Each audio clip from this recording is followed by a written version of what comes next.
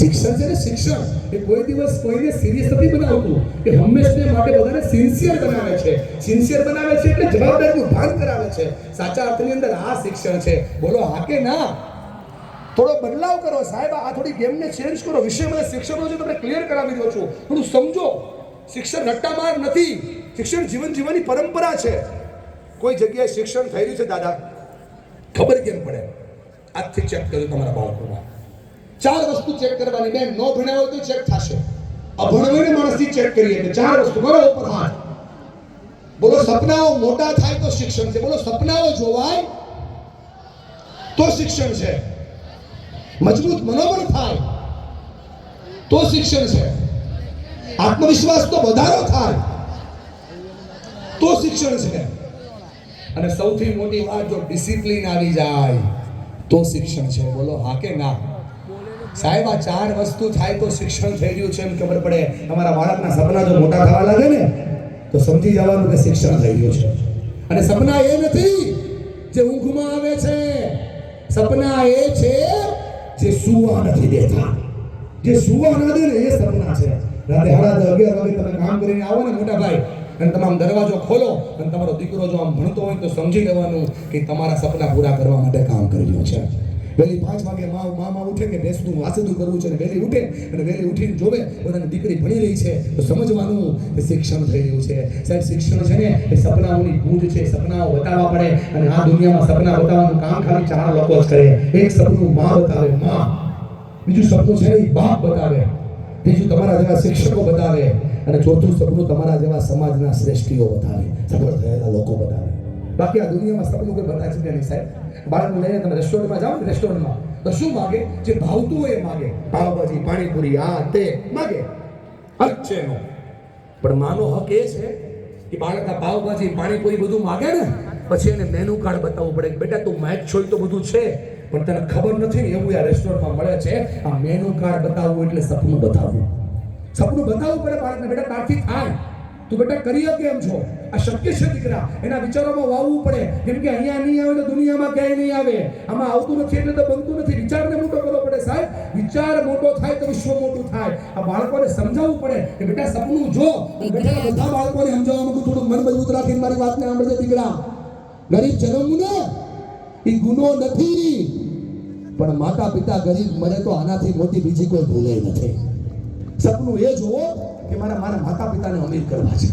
સપનું એ જોવો કે મારા માતા પિતાની ઈચ્છાઓને પૂરી કરવી છે. આ સપનું કહેવાય. સપનું જોવાની તાકાત બતાવવી પડે સાહેબ. એક માએ સપનું બતાવ્યું. દરિયાકાંઠાના ઝૂંપડાની પાસે એક માં બેઠી છે. 5 બાળકો ભોજન કરી રહ્યા છે. સૌથી નાના બાળકને ભોજન આપ્યું. જેવું બાળકનું ભોજન પતી ગયું ને એટલે માએ દીવો ઠારી નાખ્યો. દીવો ઠરતો જોઈ અને બાળકે સવાલ પૂછ્યો કે માં કે દીવો કેમ ઠાર નાખ્યો? માએ કીધું કે બેટા કેરોસીન છે ને એમાંથી તું ભણી શકે એટલા માટે ખાઈ નાખ્યો. દીદી સાહેબ બેઠેલામાંથી કોઈ બાળકના માતા પિતાની સ્થિતિ એવી નથી કે દીવો ઠરે તો ભણી ન શકે. પણ એ માં બહુ બુદ્ધિશાળી હતી, એ માં બહુ ઉર્જાવાન હતી, એ માં બહુ સમજદાર હતી. એ માએ કીધું કે બેટા મને ઝૂંપડાના અંધકાર કરતા છે ને મારા જીવનનો અંધકાર બહુ મોટો લાગે છે. મને તારા પર ભરોસો છે દીકરા કે તું મારા જીવનનો નહીં, દુનિયામાં બેઠેલી દરેક મારા જીવનના અંધકારને દૂર કરીશ. તું ઝૂંપડાનો નહીં, આ દેશનો અંધકાર દૂર કરીશ. અને મને તારા પર ભરોસો છે. છોકરાએ મારી નાખી માતન ભરોસો છે. બોલે હા બેટા. માતન ભરોસો છે. બોલે હા બેટા. માએ સપનું બતાવ્યું. છોકરાએ મુઠ્ઠી મારી. આમ જો રામેશ્વરના નાનકડા અમથા ગામથી શરૂ થયેલી યાત્રા રાષ્ટ્રપતિ ભવન સુધી ગઈ. એ વ્યક્તિ એટલે ડોક્ટર એપીજે અબ્દુલ કલામ. આ તાકાત છે સપનું કહેવા. बताओ मानस धारे तो वाग मारे पर धारे तो एक माता છે ને સાહેબ 100 શિક્ષકની ગરજ સારે. એક માતા 100 શિક્ષકની ગરજ સારે. પણ એક માતા જો એક બાળકના ઉછેરમાં એક ભૂલ કરી જાય ને સાહેબ તો 100 શિક્ષક ભેગા થઈને ભૂલને સુધારી ન શકે. માટે સપનું બતાવવાનું કામ માનું છે. સપનું માં બતાવે, બીજા કોઈ ના બતાવી શકે સાહેબ. बताओ તમારા બાળકોને સપનું કે બેટા તારાથી થઈ શકે, બેટા તું કરી શકે એમ છે. 11 વર્ષે 6 મહિનાના છોકરાએ મારા હાથમાં માઇક લીધું. આખા વર્લ્ડના મોટા મોટા રિપોર્ટરોની સામે બેઠા છે.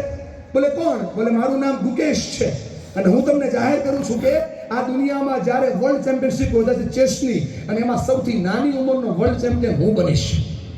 માએ સપનું બતાવ્યું, બાપે સપનું બતાવ્યું, 8 વર્ષ મહેનત કરી. સાહેબ સાંભળો, સપનું કોને કહેવાય? 8 વર્ષ મહેનત કરી અને 8 વર્ષ પછી જ્યારે વર્લ્ડ ચેમ્પિયનશિપ આવી ત્યારે એ જ રિપોર્ટરની સામે આ છોકરાએ માઇક લીધું. 18 વર્ષના છોકરાએ કીધું, મને ઓળખો છો કે ભૂલી ગયા? મને યાદ રાખો, ભૂલી જતા નહીં. મારું નામ ગુકેશ છે અને જો તમારી સામે ઊભો છું, હું આ વર્લ્ડનો સૌથી નાની ઉંમરનો વર્લ્ડ ચેમ્પિયન છું. આ તમને એલઈડીમાં દેખાય છે ને, એની વાત કરું છું. હું કોઈ વાર્તાઓ નથી કરતો, બધી વાસ્તવિકતાઓ કરું છું. હું એલઈડીમાં આમ મોટું છે એટલે એ તમને અહીંયા દેખાશે બધાને, જોજો. આ વાત સમજવા જેવી સપનું છે સાહેબ. આ શું કામ વાત કરું છું? તમારા બાળકોના સપનું બતાવો કે બેટા થાય. વિનર છે ને, વિનર એ બધી રીઝન નો બનાવે, લૂઝર બધા રીઝન બનાવે અને વિનર છે ને ઓલવેઝ રીઝન બનાવે. જે રીઝન બનાવે છે તે બતાવવું પડે સપનું, ભાઈ આ થાય. મોટા સપના બતાવે શિક્ષણ છે. બોલો હા કે ના? તમારા બાળકોને આપની સપના બતાવવાની શરૂઆત કરો. બેટા થાય, प्रयत्न कर बेटा થાય. कुछ किए बिना जय जयकार नहीं होती, कोशिश करने वालों की कभी. આ બતાવવું પડે. Believe in yourself. જે જાત પર ભરોસો રાખે સીધે શીખે છે.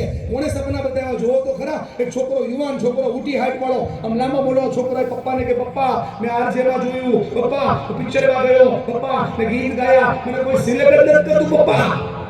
પપ્પાએ કીધું બેટા સપનું મોટું જો અને મહેનત કર, થાય. એક શબ્દ પર લાગી છોકરાએ મહેનત કરવાની શરૂ કરી. સપનું કોને કહેવાય? આ સદીનો સૌથી મોટી ઉંમરનો નહીં, સૌથી મોટી કદનો નહીં, સૌથી મોટી રેન્જનો નહીં, પણ આ સદીનો સૌથી મોટો મેગા નાયક અમિતાભ બચ્ચન. સપનું જોવો તો પૂરું થાય, જોવો તો પૂરું થાય. બોલો હાથે ના? તમારા બાળકોને શીખવું પડે. Believe in yourself. જાત પર ભરોસો રાખ દીકરા. 75 યરે તો લોકો રિટાયર થવા લાગે. 75 યરે વ્યક્તિ સપનું જોયું મારા નામની બ્રાન્ડ હોવી જોઈએ. લોકો કે આ બુદ્ધો છે ને બહાર કાઢો, અને ખબર ન પડે અને બહાર કાઢો, અને કે આવડતું ત્યારે બહાર કાઢો. મમ્મી પાસે કીધું મમ્મી શું કરું?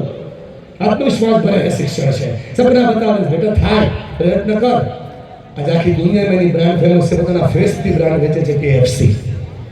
સપનું બતાવો તો પૂરું થાય. બોલો માતા પિતા સમજી રહ્યા છો મારી વાત? આ ઉદાહરણો એટલા માટે બોલું તમને સમજાય. મજબૂત મનોબળ બનાવે ને એ શિક્ષણ છે. મજબૂત મનોબળ એટલે શું?